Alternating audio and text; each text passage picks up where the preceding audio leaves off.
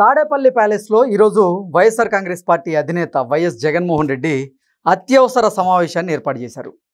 ఆ అత్యవసర సమావేశానికి వైకాపా నేతలు హాజరైనటువంటి నేపథ్యంలో అసలు ఈ అత్యవసర సమావేశం ఏర్పాటు చేయడం వెనుక ప్రధాన కారణం ఏంటి అనేది మనం పూర్తి స్థాయిలో విశ్లేషణ చేసుకుందాం.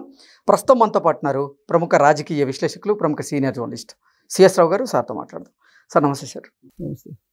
వైఎస్ఆర్ కాంగ్రెస్ పార్టీ అధినేత జగన్మోహన్ రెడ్డి తాడేపల్లి ప్యాలెస్లో ఈరోజు వైకాపా నేతలతో అత్యవసర సమావేశాన్ని అయితే ఏర్పాటు చేశారు. అసలు జగన్మోహన్ రెడ్డి ఇప్పుడు అత్యవసర సమావేశాన్ని ఏర్పాటు చేయడం వెనక కారణం ఏంటి అంటే ఏం చెప్తారు సార్? ఇప్పుడు ఆయన జనరల్గా మంగళ బుధవారాలు తాడేపల్లికి వస్తుంటారు, మిగతా రోజులు బెంగళూరులో ఉంటారు. అవును. అయితే ఈసారి మంగళ బుధవారాల్లో ఆయన కీలకమైనటువంటి ఒక నిర్ణయం తీసుకోబోతున్నారు. అసెంబ్లీకి వెళ్ళాలా వద్దా అని 18వ తారీఖు నుంచి ఏపీ అసెంబ్లీ సమావేశాలు ప్రారంభం కాబోతున్నాయి. ఆ సమావేశాలకి హాజరు కావాలా, హాజరు కావాల్సిన అవసరం లేదనేది ఒకటి. ఒకవేళ హాజరైతే ఎలా ప్లాన్ చేయాలి, ఏ విధంగా వ్యవహరించాలి అసెంబ్లీలో అనే దాని మీద అందుబాటులో ఉన్నటువంటి లీడర్లతో మాట్లాడటానికి తాడేపల్లిలో సమావేశం పెట్టుకున్నారని చెప్పి తెలుస్తుంది. ఆయన ఆల్రెడీ తాడేపల్లికి వచ్చారు బెంగళూరు నుంచి. వాళ్ళ రేపు కూడా ఉంటారు, రేపు మధ్యాహ్నం నుంచి వెళ్ళిపోతారు అనుకుంటా.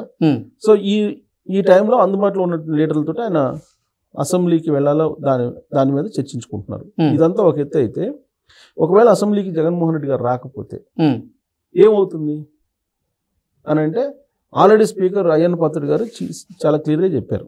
ఏం చెప్పారు? వరుసగా 60 రోజులు రాకపోతే అసెంబ్లీకి అనర్హత వేటు వేయచ్చు రాజ్యాంగం ప్రకారం, అసెంబ్లీ రూల్స్ ప్రకారం అని చెప్పి ఆయన చెప్పారు. అంటే ఆయన లేటెస్ట్గా వచ్చి సంతకం పెట్టిపోయారు కదా అని చెప్పి అనొచ్చు. కాకపోతే ఆ రోజున గవర్నర్ మీటింగ్ జరిగింది, గవర్నర్ స్పీచ్ ఆ రోజు అసెంబ్లీలో ఉభయ సభలు వచ్చేసి అక్కడ ఉంటాయి.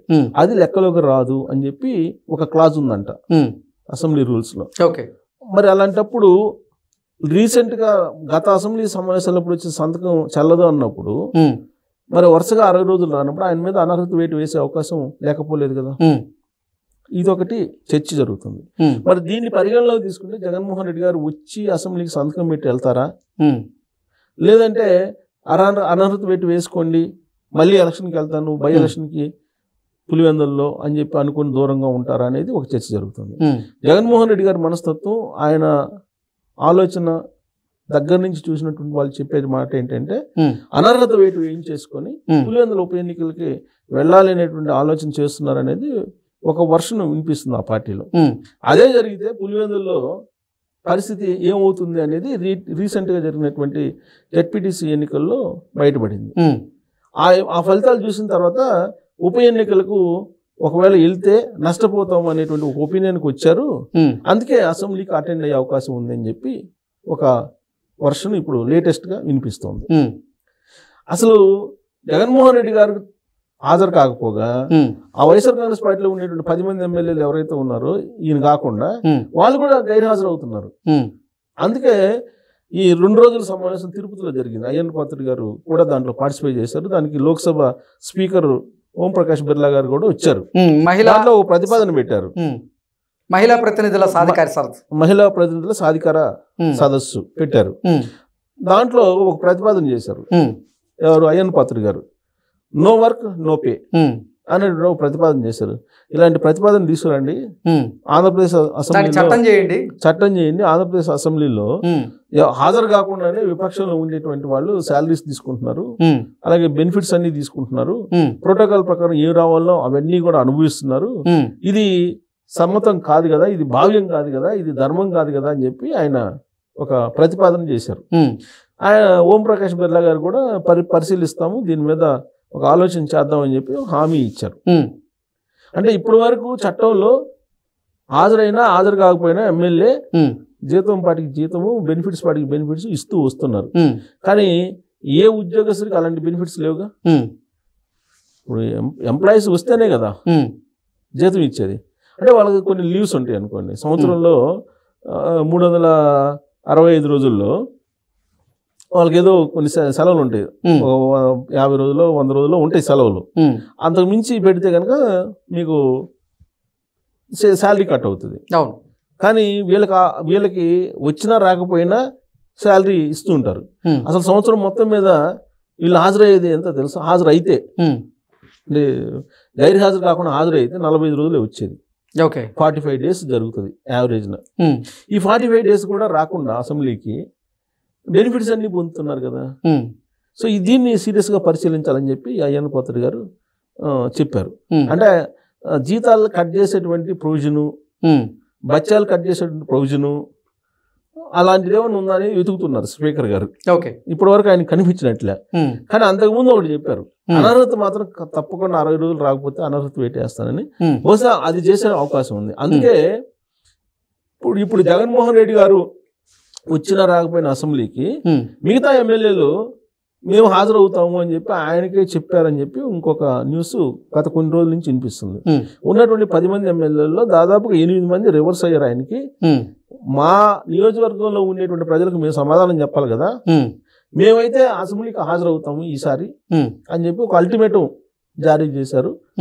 దాని మీద ఇప్పుడు సీరియస్గా మాట్లాడుతున్నారు జగన్మోహన్ రెడ్డి గారు అనేది ఒకటి రాజకీయ సర్కిల్స్లో తిరుగుతుంది న్యూస్.